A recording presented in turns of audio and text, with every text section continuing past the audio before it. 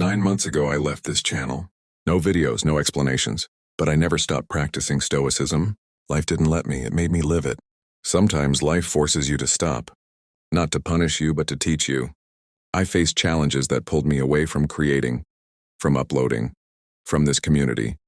But Stoicism taught me to stop asking, why me, and start asking, what can I control? Stoicism isn't about pretending to feel nothing. It's about facing everything. With clarity. When things got hard, I remembered this quote from Marcus Aurelius. You have power over your mind, not outside events. And I repeated that to myself. Every single day. Now I'm back. Not because life is perfect, but because I've grown stronger.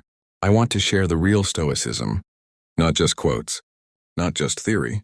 But the mindset that helps you stay calm when the world wants chaos. Starting now, I'm uploading again. You'll see shorts with Stoic quotes, practical tips, and life lessons. I'm building this community again. Slow, honest, and consistent. If you're still here, thank you.